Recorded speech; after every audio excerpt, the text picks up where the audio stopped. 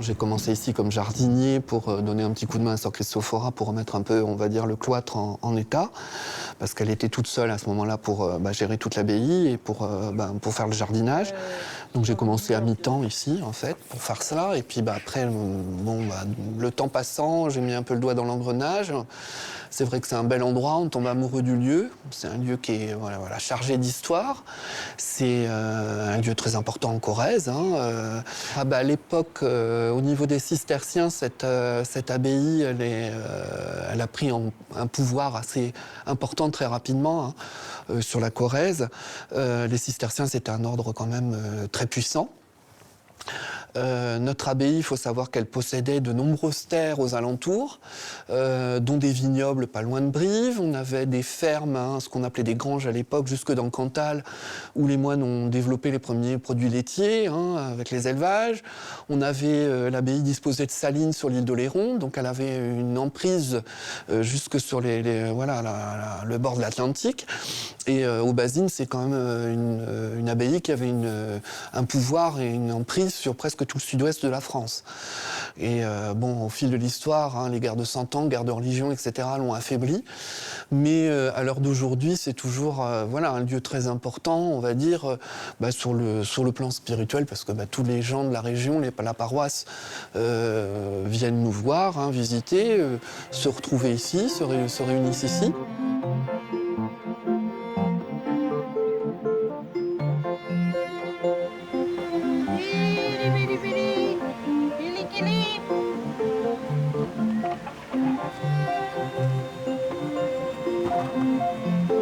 Hello, Tricotte et Pelote. Allez, la petite.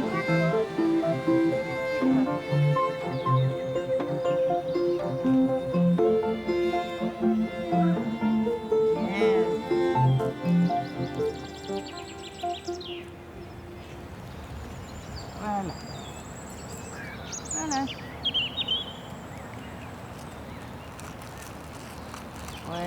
Oui. Ouais, c'est plus gros que les autres.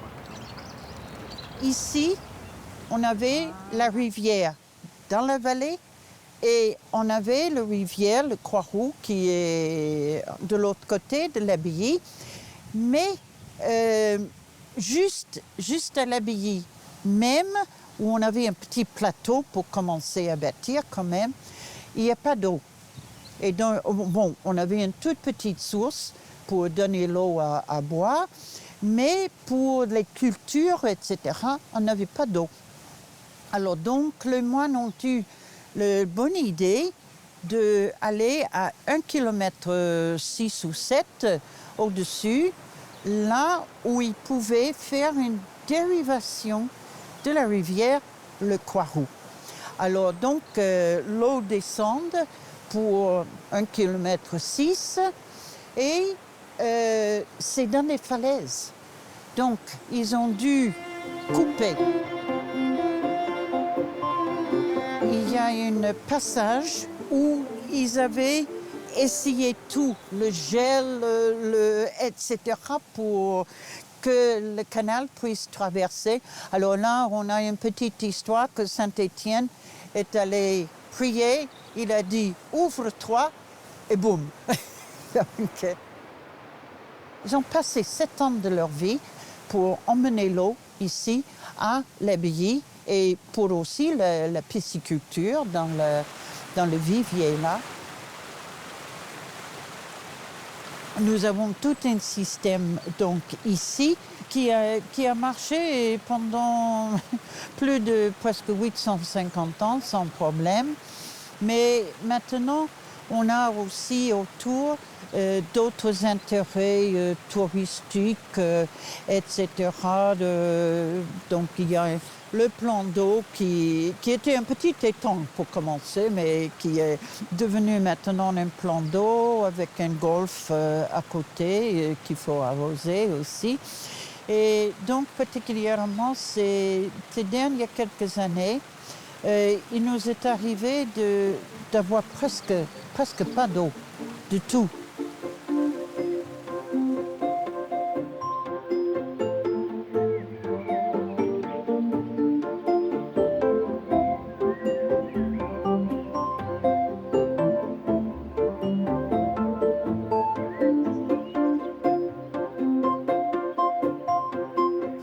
ici devant le tombeau d'Étienne d'Aubazine, notre fondateur. Alors Étienne s'était installé à Aubazine au tout début du XIIe siècle, au milieu de la forêt, pour vivre une expérience d'ermite. Cependant, notre Étienne n'est pas resté ermite bien longtemps, puisqu'il a commencé à accueillir des gens pour leur donner des conseils et des prières. Et notre Étienne étant quelqu'un de très charismatique, il a tout de suite réuni autour de lui une communauté. Et c'est à partir de là que notre Étienne a fondé cette communauté d'Aubazine, puis c'est ensuite affilié aux cisterciens. Donc notre Étienne va avoir un très beau tombeau qui va être offert au XIIIe siècle par Saint Louis, afin de marquer justement cette popularité, cette ferveur qui va augmenter au fil du temps autour de notre saint. Un très beau tombeau qui a été exécuté par les mêmes artisans que ceux qui ont travaillé à Notre-Dame de Paris. On retrouve énormément dans les motifs floraux, dans les sculptures, dans les visages des personnages, les plis des vêtements, de similarités avec les bas-reliefs que l'on peut voir à Notre-Dame. Quand Étienne est venu ici, il a choisi cet endroit parce que justement, il voudrait être ermite. Et donc, il avait un ami avec lui. Et donc, il a choisi cet endroit parce que c'était une forêt. C'est ça que veut dire Aubazine, opacina, la forêt opaque. Mais les gens ont entendu parler de lui. La terre était pauvre, etc. Et donc, les gens sont venus autour de lui, mais avec femmes et enfants. Alors, Saint-Étienne a fait tout ce qu'il a pu pour que ces femmes et enfants ils retournent à la ferme. Mais non, elle voudrait aussi se donner à Dieu. Je pense personnellement qu'il a vraiment voulu essayer de pousser ces femmes à partir. Et donc, il leur a bâti une petite prieuré dans la vallée du Coiroux, un peu au sud d'ici. Et il les a mis vraiment dans le fond presque de la rivière, parce que les moines ont poussé la rivière pour pouvoir mettre le petit prieuré. Et ils ont le forêt d'un côté, les falaises de l'autre et la rivière. Et en fin de compte, on va savoir dans le cours de l'histoire que ces pauvres femmes vont presque tous mourir de tuberculose. Et ces femmes étaient, elles n'avaient pas de terre, elles n'avaient rien. Elles avaient la rivière pour leur donner du poisson, mais elles n'avaient pas de terre. Et donc, c'est les moines qui leur emmenaient les légumes, etc., qu'ils faisaient à l'abbaye. Ces femmes étaient vraiment soumises dans tous les sens, un peu aux moines. Et finalement, il y a, je crois que vers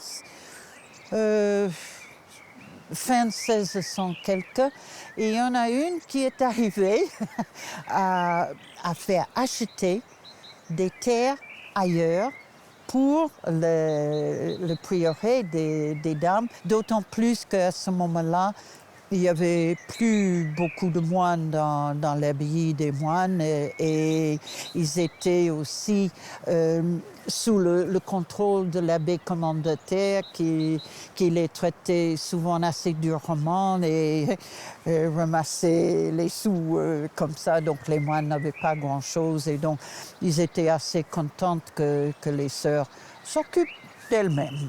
Voilà.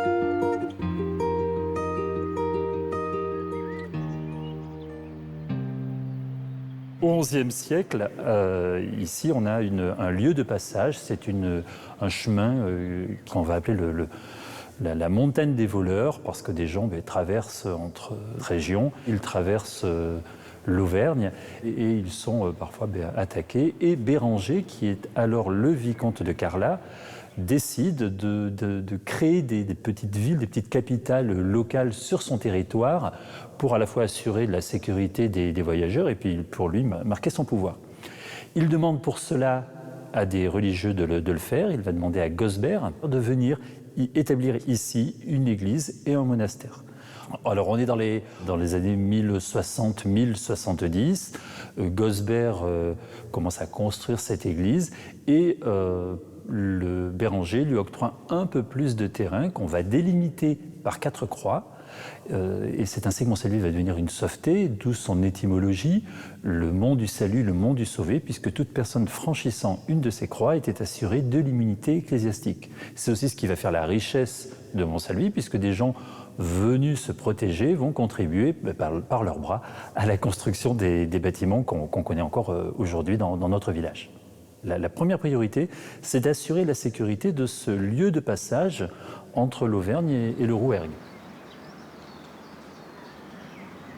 Ce qui est très intéressant, toute la partie romane, donc l'origine, la porte d'entrée principale se trouve sur la route.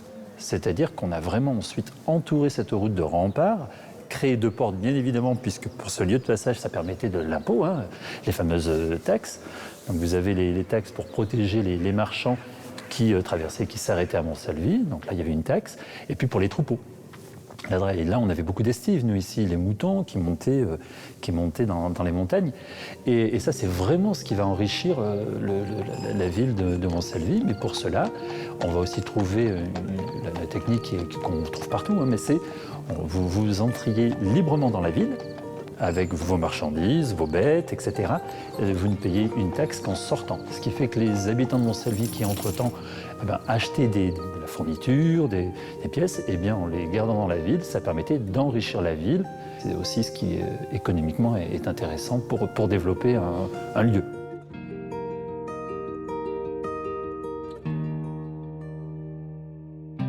Montsalvi se développe. Et les prieurs s'élisent entre eux lorsqu'il y a le décès de l'un. Il y a une succession qui se fait très naturellement et il n'y a pas du tout de conflit. Et lorsque les habitants dans la ville négocient des petits avantages comme pouvoir récupérer le bois, les prieurs, les religieux sont très attentifs aux habitants de la ville de Montsalvi. Arrive le Concordat et là on est au début du XVIe et là c'est un événement important pour les monastères. Alors on pourrait se dire pour un monastère comme Montsalvi qui est somme toute un petit monastère isolé, ça ne va pas avoir beaucoup d'incidence. Eh bien si, à ce moment-là, le Concordat, on instaure, c'est que c'est le roi qui a pouvoir de nommer le prieur d'un monastère. Eh bien là, que va-t-il se passer? On va avoir, à partir du Concordat, la famille de Saint-Nectaire qui va influencer pour prendre le pouvoir dans ce monastère. Et on va avoir pendant près d'1 siècle cette famille. Alors vous imaginez, vous avez un prieur qui va avoir un enfant bâtard, qui va devenir le prieur à son tour, et ça sur 3 générations, et qui, eux, vont avoir tendance à confondre un petit peu les caisses. Et bien évidemment, le monastère, les bâtiments commencent à s'abîmer. Et là, on commence à voir cette décadence du monastère. Vous allez avoir bien sûr les chanoines qui autour, quand on a un supérieur, certains osent s'affranchir de l'autorité, mais d'autres ne vont pas oser. Et c'est ainsi qu'on se retrouve avec des bâtiments qui s'abîment, un monastère qui se délite, et bien évidemment, autour, vous avez la population qui observe tout ça et qui respecte de moins en moins les règles. On va avoir à la fin du 19e, début du 20e, on n'est pas très loin encore de la Révolution, ça fait 15 siècles, et puis on va avoir aussi la loi de séparation des églises et de l'État qui vont avoir un rôle. La France n'est pas très à l'aise encore avec les religions, et on voit bien qu'il y a deux camps qui s'affrontent. Et à Montsalvi, eh bien, on va le subir un petit peu cela, parce que donc on a une municipalité républicaine, et vous voyez, après la loi de 1905, eh bien, le réfectoire des moines est en très mauvais état. La municipalité va décider de revendre la voûte plutôt que de la restaurer. Alors bien évidemment, nous ne sommes pas à cette époque comme aujourd'hui, un siècle plus tard. On peut s'en étonner, mais c'est la suite de l'histoire. Aujourd'hui, on est sensibilisé au patrimoine. Mais à cette époque, eh bien, on a d'autres priorités. Et de ce fait, l'Église, elle est un petit peu oubliée, non pas en termes de religion, mais on appuie même une personne qui veut combattre, on va dire, l'ancien régime et tout ce qui, ont tendance à aussi oublier l'architecture. Un bâtiment comme l'église, qui est l'histoire de Montsalvi. Finalement, Montsalvi s'est créé autour d'un monastère, et 2 siècles après la disparition du monastère, eh bien, cette église, elle est au cœur du village.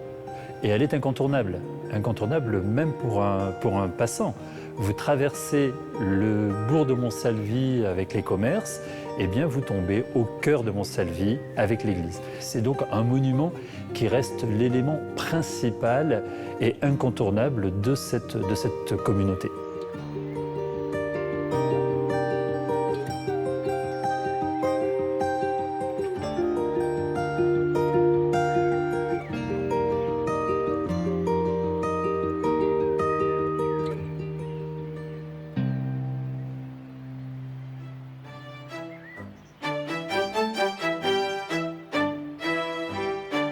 Si on regarde vraiment l'histoire de l'Europe, particulièrement, les abbayes, c'est eux qui ont sauvé la culture, mais aussi la culture de la terre. Je pense que après toutes les invasions où tout a été brûlé, la terre a été crevée par toutes les armées qui sont passées dessus, etc. Je pense que c'est justement les moines, chaque fois, qui passaient derrière tout ça et recommençaient à travailler une terre qui, il semble que ça pouvait plus rien pousser. Et je pense que peut-être une des valeurs des moines et des moniales, c'est que nous avons l'éternité devant nous. Et donc, que ça ne donne pas la première année, ça ne donne pas tellement la deuxième année.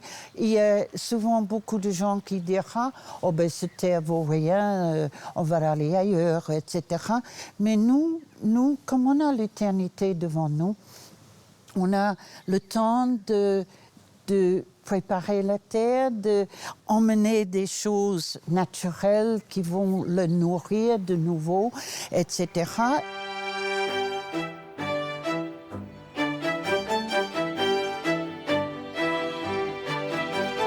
À l'heure actuelle, cette abbaye est classée monument historique, mais c'est un lieu qui vit toujours, même si la communauté n'habite pas sur place. On a quand même toujours un lieu d'accueil, un lieu qui vit.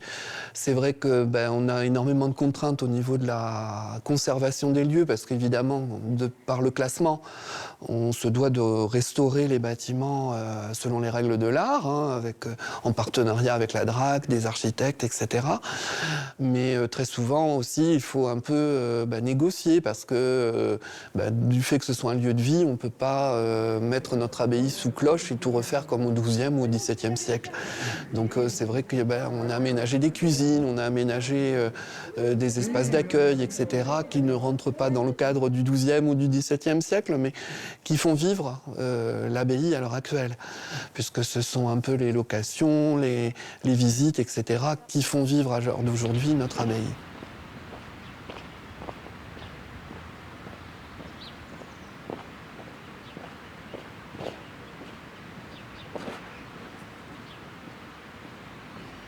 Un problème qu'ont les monastères aujourd'hui, c'est que maintenant, on est obligé de payer la sécurité sociale des sœurs, des moines. On paie les impôts. EDF n'est pas gratuite, le sort n'est pas gratuit non plus.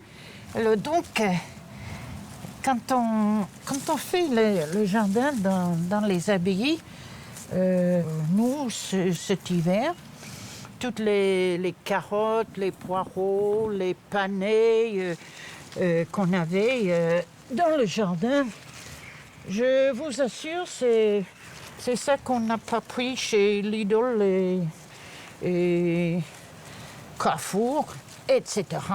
Et c'est, excusez-moi de le dire, c'est tant mieux. On a des jeunes filles qui viennent. Ah, je veux venir chez vous. D'accord.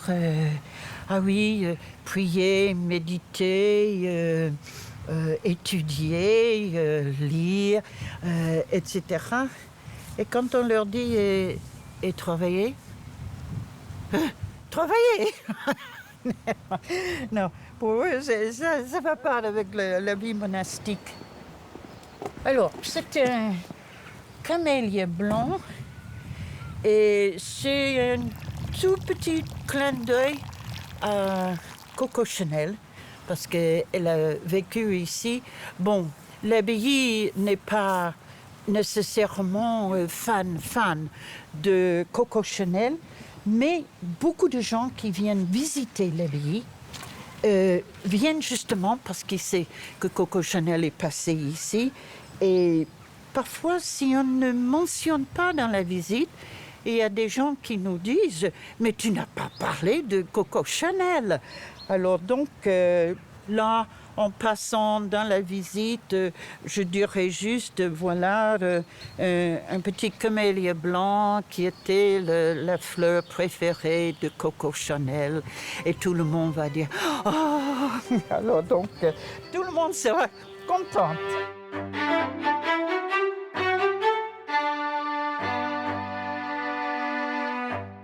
C'est au XIXe siècle que notre abbaye va accueillir à ce moment-là un orphelinat tenu par des religieuses, un orphelinat plutôt d'ambiance familiale. C'était les Sœurs du Cœur de Marie qui s'en occupaient et qui étaient réputées pour être douces et maternelles. Et à la même période, fin 19e, maman va décéder à Brive et le papa va abandonner ses petites filles à l'orphelinat d'Aubazine. Et ce papa s'appelait Chanel. Et donc parmi les petites orphelines, nous avons eu la présence de Gabrielle Chanel dans les murs de cette abbaye. Alors on n'a pas à l'heure actuelle de documents qui prouvent son passage ici. On a énormément de témoignages de gens du village qui voyaient Chanel passer à Aubazine du temps de sa célébrité en coup de vent. Rapidement, elle venait ici déposer des petites valises et les gens du village rigolaient beaucoup parce que après chacun de ces passages, les sœurs en faisaient des grands travaux partout dans l'abbaye. Alors, quand on met la carrière de Chanel en parallèle avec notre abbaye, on retrouve énormément de points communs. Ce lieu a été une source d'inspiration pour elle tout au long de sa carrière. Ça se retrouve déjà dans la sobriété des lieux. Chanel, c'est quand même la première couturière en France à lancer ce style très épuré. Très simplifié, très codifié, avec des couleurs noires-blanches, inspirées directement des vêtements des religieuses. La fameuse petite robe noire qu'elle va lancer à la mode, qui est directement inspirée des costumes des petites orphelines. Ensuite, les couleurs beige, etc. Tout cet univers cistercien qui va l'inspirer. Et puis ensuite, des petits détails de l'abbaye aussi qu'elle va réutiliser tout au long de sa vie. Donc, en grande partie, énormément de motifs qu'on retrouve dans les sols emplisés, ici, dont les étoiles, les lunes et les soleils, qui sont les armoiries de notre abbaye. Chanel va réutiliser ces motifs tout au long de sa vie. Et entre autres, cette étoile à 5 branches, qui était le symbole du parfait chez les cisterciens. Chanel se le réapproprie comme symbole porte-bonheur, avec ce fameux chiffre 5 qu'elle va mettre à toutes les sauces tout au long de sa vie, dont le parfum, les sacs à main, etc. Vraiment son symbole porte-bonheur, son chiffre porte-bonheur. Et puis ensuite, Chanel va envoyer aussi ici à Aubazine un architecte pour construire sa maison de vacances à Roquebrune, la Villa La Posa, qui va être directement inspirée de notre abbaye. Alors effectivement, l'abbaye La Posa est un condensé d'Aubazine. On va retrouver un cloître dont les ouvertures sont inspirées des fenêtres du chapitre. Elle va faire reproduire l'escalier du dortoir de nos moines directement dans le hall d'entrée de sa maison. On va retrouver des salles voûtées comme dans le chapitre, le scriptorium. Et puis tout le rez-de-chaussée de sa maison est dans le style épuré cistercien. Et le premier étage va être dans le style 17e, 18e, comme ici à l'abbaye, lorsque nos moines ont tout remanié au 18e. Donc voilà, beaucoup de choses que Chanel va réutiliser dans notre abbaye tout au long de sa vie.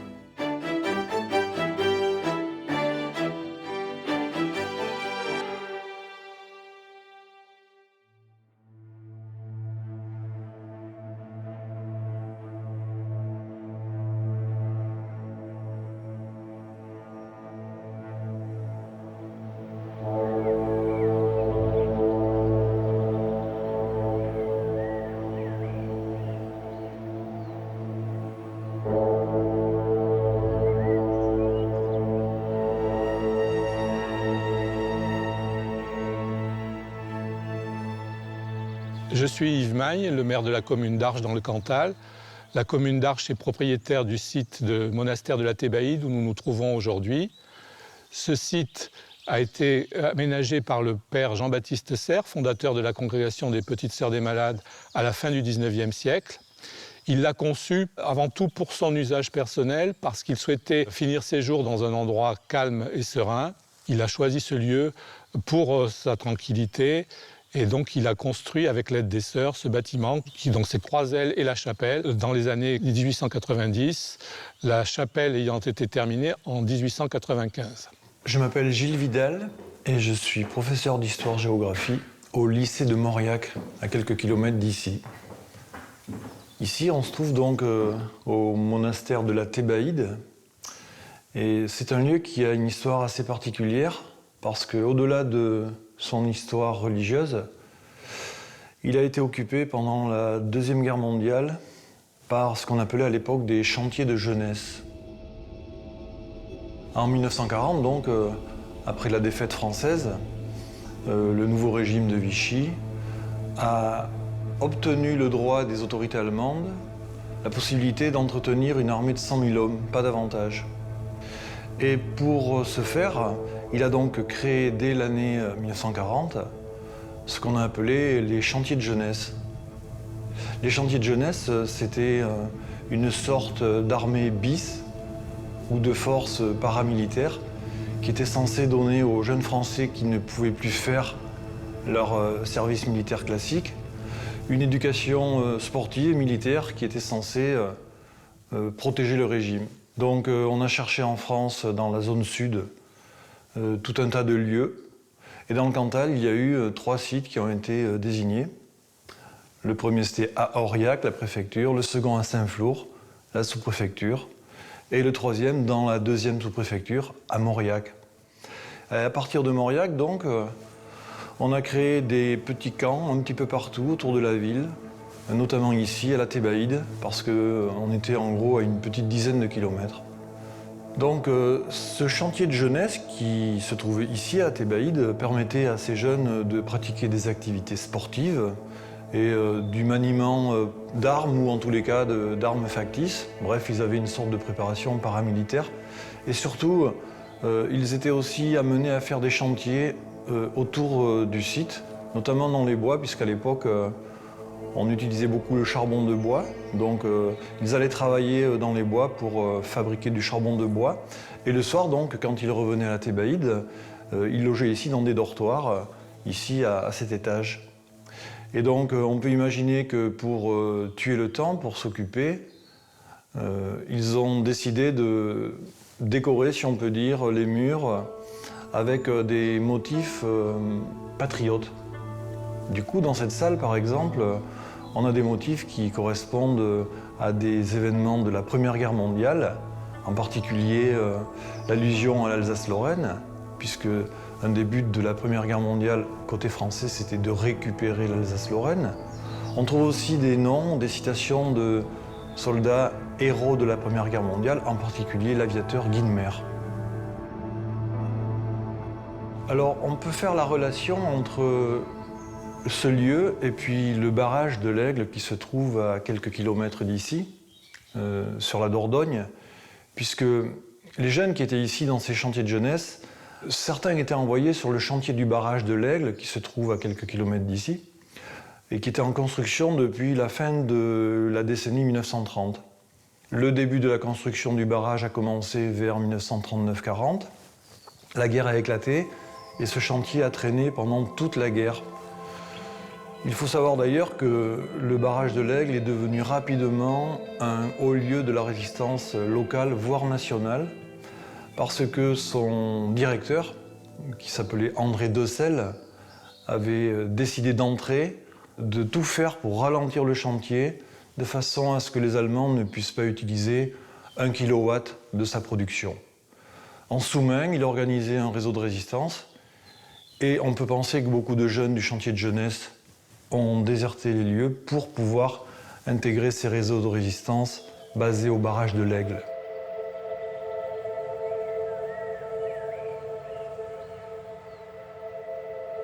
Personnellement, dans les années 70, enfant, issu d'une famille catholique, j'ai participé à une retraite de communion ici, pendant 3 jours.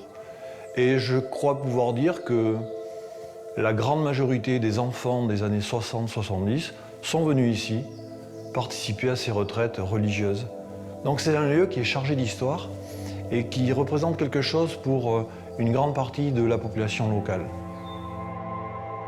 Cette expérience de retraite, c'est vraiment le mot, dans cet endroit, a laissé pour beaucoup de gens un souvenir assez indélébile.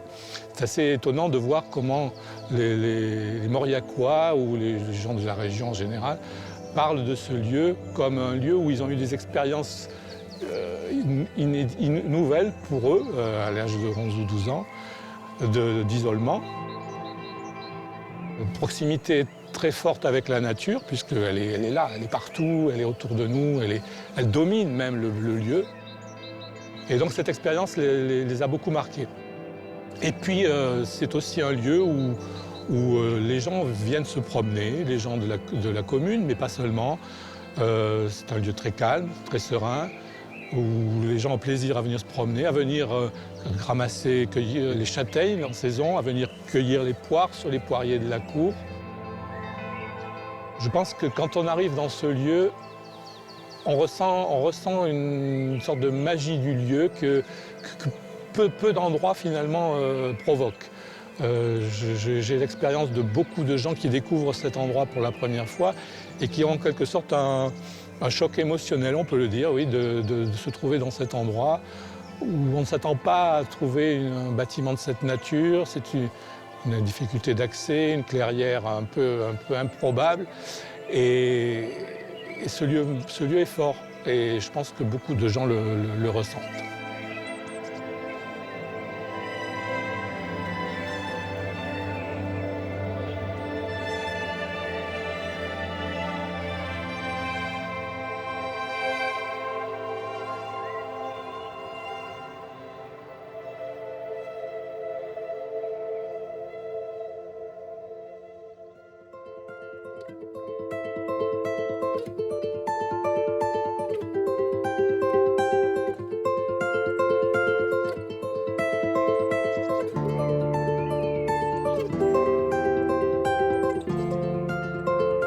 J'ai toujours vécu sur ce territoire, entre Saint-Saturnin et Randol que j'ai connu, où à l'époque, au XIXe siècle, il faut dire que le village de Randol comptait à peu près 75 à 77 habitants. Donc j'ai vu arriver bien sûr les moines, j'ai vu construire le monastère. Donc c'est dans les années 1970 que l'abbaye de Fourcambault a voulu construire un monastère en terre d'Auvergne. Et donc nous on était fermiers dans la propriété qu'il y avait dans cette vallée. Et au mois de mars, j'étais en train de tailler les pommiers. C'est des pommiers, ce qu'on appelle des pleins vents. C'est-à-dire qu'il faut une échelle pour aller les tailler, les pommiers. Et j'étais tout seul dans la vallée, au milieu des petits oiseaux, tranquille. Et puis j'ai entendu parler derrière moi. Je me suis retourné. Puis j'ai vu 2 moines avec un monsieur, un homme d'affaires. Apparemment peut-être un notaire, peut-être un... Et puis, ils regardaient, puis ils ont dit, c'est là qu'on va construire, qu'on construirait le bâtiment. Hypothèse. Et notre propriétaire, de ces terrains, de ces pommiers, était un ancien colon qui avait acheté une villa dans la vallée de la Monne, d'ailleurs qui est propriété des moines aujourd'hui. Ce monsieur, il partait, parce qu'il avait de l'emphysème, il partait dans le Midi passer tout l'hiver. Et donc nous, on surveillait la propriété, puis donc on entretenait les arbres. Quand il est revenu au mois de mai, je suis allé le voir, et puis je lui ai dit, écoutez, j'aimerais bien que vous me racontiez un petit peu la présence des moines dans la vallée de la Monne. Hein. C'est pas quelque chose de courant. Hein. Il me dit, ah bon, tu les as vus? Je dis oui. Et ben il me dit, voilà, j'ai vendu ma propriété aux moines de l'abbaye de Fourcambault qui vont venir construire un monastère à Randol. Alors, c'était vraiment, j'en revenais pas. C'était quand même, pour nous, habitants du secteur, quelque chose de, je dirais pas d'incroyable, mais ça bouleversait un peu nos habitudes. À voir arriver des moines ici, dans cette vallée de la Monne, à Randol, on se posait quand même des questions. Bon, ils avaient l'autorisation, l'évêque de Clermont leur avait dit OK, et c'est à partir de ce moment-là qu'ils ont commencé à construire le monastère sur ce contrefort de la vallée de la Monne. Donc ce village, les moines l'ont acheté au fur et à mesure que les habitants sont partis, et ils l'ont aménagé comme on peut le voir aujourd'hui. Et ils l'ont aménagé dans le sens où on se croirait bien sûr avec des matériaux modernes, des matériaux contemporains. Ils l'ont aménagé avec bien sûr l'aide des bâtiments de France, hein, que nous avons, qui s'occupent de ce secteur. Et vraiment c'est un lieu magnifique, un lieu reposant. Donc c'est à peu près dans les années 1975 que la dernière habitante de Randol a laissé le village aux moines. Voilà, donc aujourd'hui ce village, il sert de lieu de vacances. Ce sont des familles qui viennent d'un peu partout de la France, qui viennent se reposer et puis qui viennent aussi participer à la vie monastique à travers les célébrations qu'il peut y avoir dans la journée. De loin, souvent les gens, quand on circule sur les routes qui dominent un peu ce bâtiment, se demandent qu'est-ce que ça peut être de loin. Qu'est-ce que c'est? Est-ce que c'est une maison de retraite? Est-ce que c'est... on ne sait pas trop parce que vu son architecture, qui n'est pas du tout adaptée dans ce lieu. On peut dire une architecture contemporaine à quelque part. Ce monastère a mis des années pour se construire. Au vu de loin, ça paraît quand même un peu curieux que d'avoir un bâtiment blanc comme ça dans cette vallée, au-dessus de cette vallée de la Monne. Mais bon, les gens maintenant s'y sont habitués et puis... mais c'est vrai que ça pose question.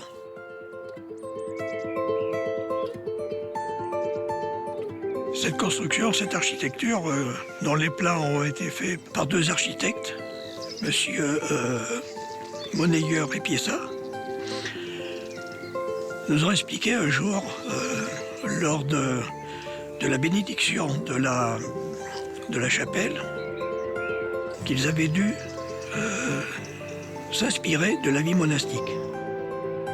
Et pendant quelque temps, de vivre dans ce milieu monastique pour pouvoir construire ce bâtiment qui réponde bien à cette vie de prière, cette vie de silence.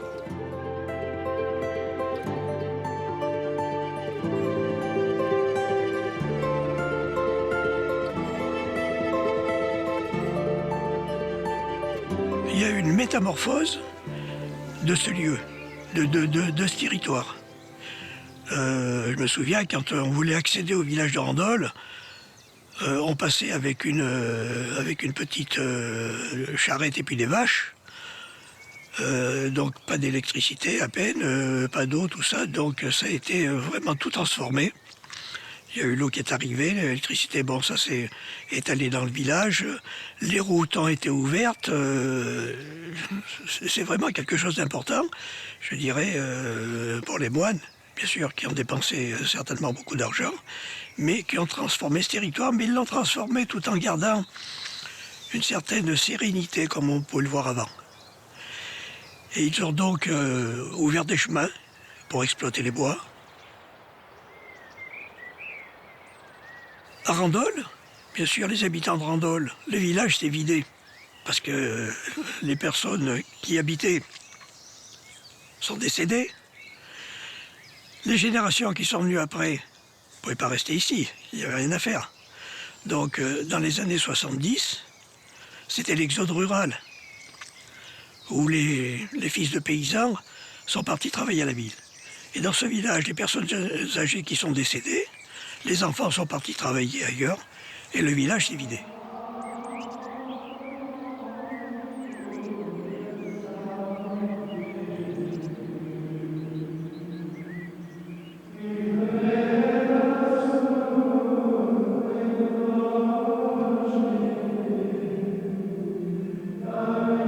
L'implantation de ce monastère, de ce lieu,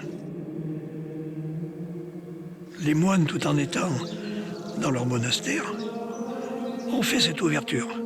Alors bon, bien sûr, cette ouverture vient qui veut.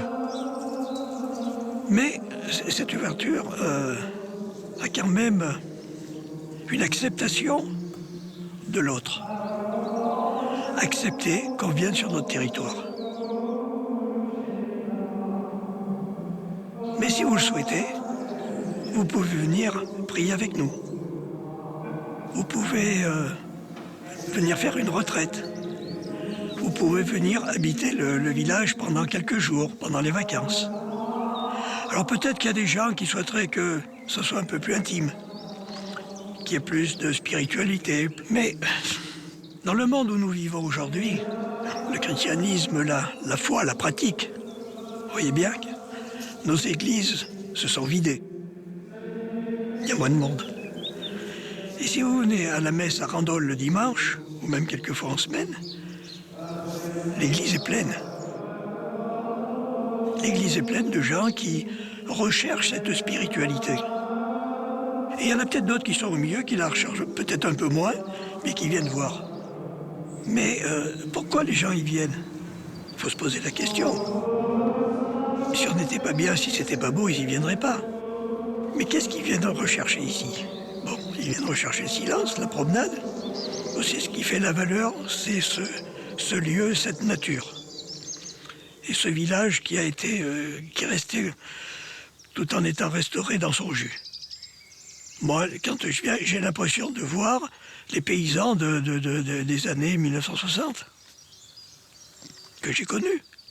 Eh bien, il a gardé son jus. Bon, les habitants sont partis. Mais la valeur qu'ont donné les moines à ce village, c'est quelque chose, alors là, on pourrait dire magique. Voilà.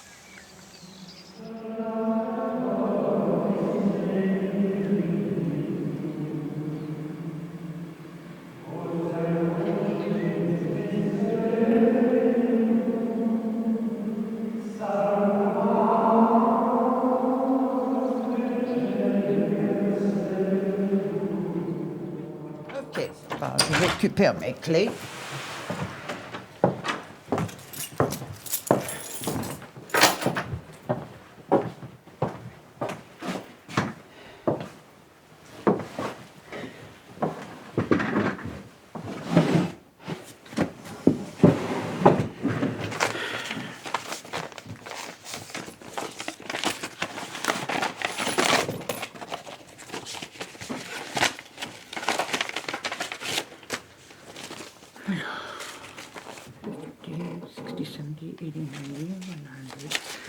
20.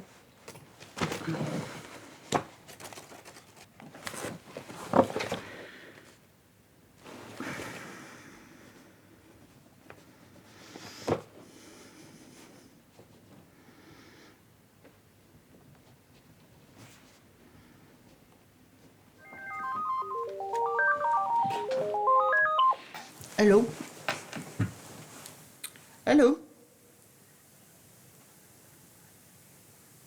Oui?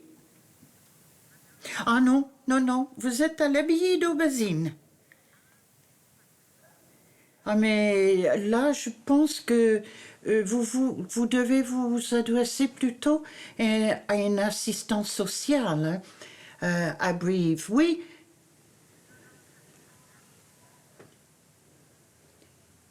Ah oui, mais c'est sûr, on se souviendra de vous dans notre prière, oui, tout à fait. Ah non, et moi je vais directement à Jésus, hein.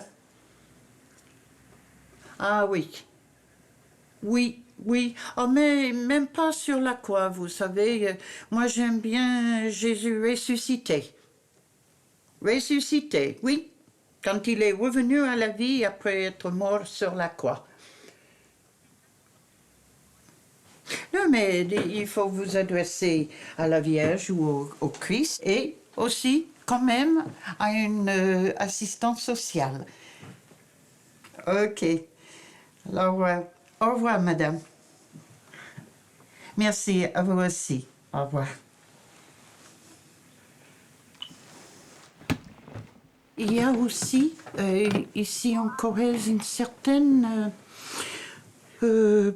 penchant vers la sorcellerie, des choses comme ça. Et donc, les gens ont parfois des choses qui leur arrivent, mais qui sont tout à fait, en fin de compte, tout à fait normales.